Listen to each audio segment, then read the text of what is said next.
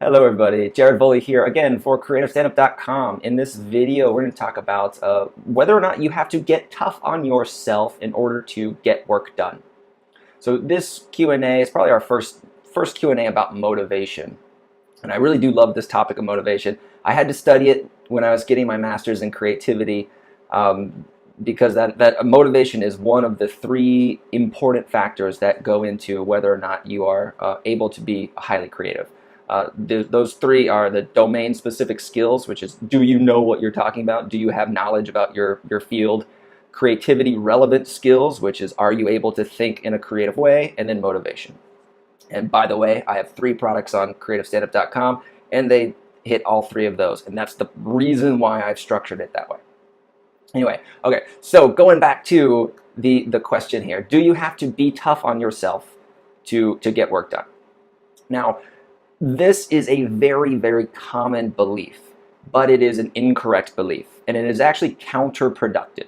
So a lot of psychological research has gone into this field. Like, willpower is an important field that draws a lot of attention and a lot of money and a lot of scholarship there. So we've studied this pretty in depth. For motivation, being hard on yourself seems like the good thing to do, but it is counterproductive. And here's why. Let's assume that let's say that you want to quit eating, or you're going to go on a diet, right? That's probably the most common willpower challenge that people have. You're going to go on a diet. So you decide what you're allowed to eat, what you're allowed to not eat. So what happens there when on like day 1 of the diet, and then on day 1, 2, and 3, really, after 4, you'll start to acclimate a little bit more. But on day 1, your body's going, what the hell's going on? This is not usual, right? And at least by day 2, sometimes you're okay. Like when I do a juice fast, maybe day 1 is okay. I've just drank a bunch of juice. But then day 2, my body's like, hey, we haven't had regular food in a while. Can we go get a hamburger or pizza or something like that? Right? So when you're on this diet, you want to say, okay, I'm going to stay away from doing eating ice cream. The problem with like being tough on yourself, let's say that you're going to stay away from this, but you're also going to go to the gym. Let's say you skip one day of going to the gym, and your default option is to say, I'm bad because I skipped that. Like, I shouldn't do that. Like, you didn't eat the ice cream, but you did skip the gym.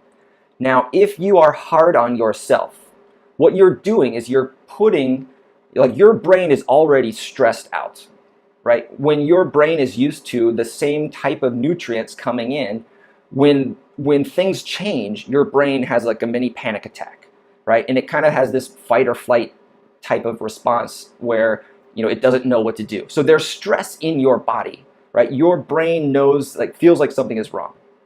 Right, and that's why you'll get this idea like you have to run and get your old food, right? You have to pick up the old you, whatever you were trying to put down. You're gonna feel like you need to go and get that because your brain is saying, "Wait, we're missing something." So your brain is stressed out, but then you skipped a workout. Now your brain is in a very stressed state, which makes it very, very volatile, basically. Like you are not able to be the most effective you when you are in that stressed state, right? And your mind, your body wants to naturally relieve that stress, right? So you put more stress on yourself because you skipped the gym, and that will make you much, much more likely to start eating ice cream, right? So your brain says, you're bad, you're bad, you're bad, and it feels that tension, more tension, and then it has to find a way to relieve that tension, right? And so you put more pressure on yourself, and then your mind says, I need something to relieve the stress, relieve the pain, relieve whatever label you want to put on it, right? So by being hard on yourself, you're actually making it more difficult for you to do the thing that you want to do, or to stop doing the thing that you don't want to do. Did I say that right? I think I did. So I'll just sum it up by saying this is super common, right? People always assume that this is the correct thing. But what is interesting is that research shows that self-forgiveness is correlated with higher motivation and higher self-control, which are two things that are basically required. Like when you think about willpower, you would think about those two things, self-control and whatever the hell I said before that. Two things. Willpower and motivation and self-control, yes. So I know it feels wrong, but instead, how about we flip the script? And instead of saying I need to push myself to do this thing, what if you can change the situation so that you feel pulled to do it? Right? So there's two kinds of motivation. You can think of push motivation and pull motivation. Push motivation is I don't want to, but I need to go, so you push yourself. And that will exhaust you in the end. All right? Willpower is a finite resource, right? You will run out. Research shows that you don't have much willpower left by the end of the night, right? So you have the most willpower in the morning, which is why you're supposed to do the things that you really need to get done in the morning, right? And then by the evening, your brain starts to run out of this resource called willpower, right? And I know it's not exactly that simple, but research does say that you are actually dealing with some kind of finite resource when it comes to willpower, right? And when you skip sleep, your brain does not have much willpower left. It's not able to regulate your behavior as well as you'd like it to, right? So if you skip sleep, and you're also trying to stop smoking or something, then there's a good chance that you're gonna like kind of revert back to the bad habit, right? So instead, I would say turn it into pull motivation. And when I heard the difference between these two, I was blown away. Like pull motivation is so awesome. Think about so push motivation, I need to try harder. But then pull motivation is more like, to take an extreme example, let's say like a drug addict, right? They don't have to push themselves to keep doing what they're doing. They feel pulled to do it, all right? There's no real difference between that biological pull to smoke a cigarette and the pull to do something that you love.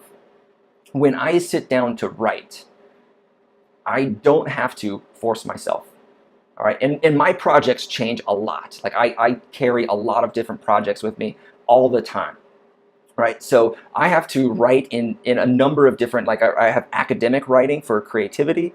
I have motivational writing for my app. I have stand-up comedy writing for performing, and I have stand-up comedy teaching, right? So that's like 4 different types of writing right there, right? But I never feel like I have to push myself for any of them because I can find so many reasons why I absolutely love doing that thing, right? So when I sit down to write comedy, I never do it from a neutral emotion.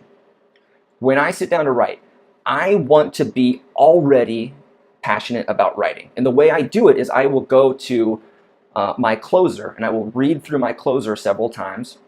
And I will just relive doing that closer over and over again and just loving that, hearing that audience laughing. And then I just start feeling my voice more and more as I go through that closer. And you can take any bit that you're passionate about, or you could probably potentially even just perform a different comedian's material just to get yourself feeling the laughter. Like if you don't have your own material, just why not just sit at your computer and just imagine that you're performing somebody else's material.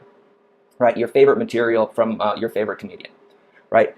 And if you do that 3 or 4 times, you go through their best bit or your best bit, you will feel differently when you turn and actually start writing your material because you're already in the mental state where your best and funniest stuff comes from, right? So my funniest material is in my closer, and when I revisit my closer, I don't just do it from a neutral, this is I remember this.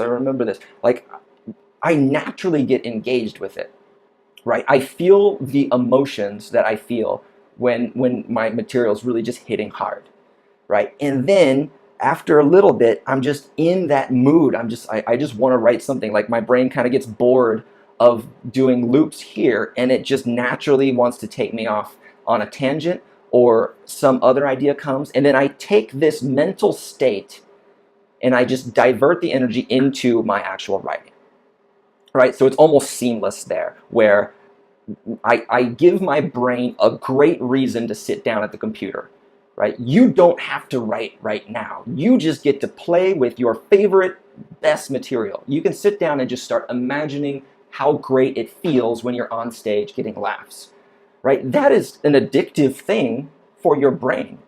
You don't have to push your brain to sit there and imagine how awesome it is when you're doing your favorite stuff, right? So your brain doesn't want to resist that, because that's pure pleasure. There's no pain there, right? So you're not mixed. You don't have mixed feelings. You can just sit down and enjoy, right? But eventually, you start to get mixed feelings because your brain gets bored, because it's been doing this for a little while now. And so you will naturally, or maybe you want to take control of it, but even if you just do this by yourself and don't try to control it, you will eventually drift off and go somewhere else, right? And at that point, you have quote unquote started writing. So that kind of goes back. There's a kind of a tangent on a great way of getting to started writing. So so that's how to get started writing in the second half. And then the first half, do you have to be tough on yourself? So you don't have to be tough on yourself, but there is a great way of getting the outcome that you want, and even getting a better outcome than is normal from like a neutral point of neutral emotion. But you get even better outcome, but you don't have to push yourself at all. Thanks again. I'm Jared Volle for CreativeStandup.com. I do have a mini book about motivation. It's called Tapping Your Comedy Muse. And it does not talk about these topics, but it does. I think I talk a little bit about the last thing I just said. But we use, for that book, I use the psychologist Mihaly Csikszentmihalyi as a way. He's kind of my role model there for motivation. He's the one who's designed flow theory. So if you know anything about creative flow as a actual scientific idea, people use the word flow all the time, but he is the one that really came up with the actual science behind it. And he has great stuff on the science of motivation and on some stuff on creativity as well. And then also I'll point you to another great motivational research book, and that's there's a book called The Willpower Instinct that I highly recommend. I love that one as well. If you guys have a recommendation aside from that, I would love to see what you guys recommend. So I'm Jared Volle. Thanks for watching.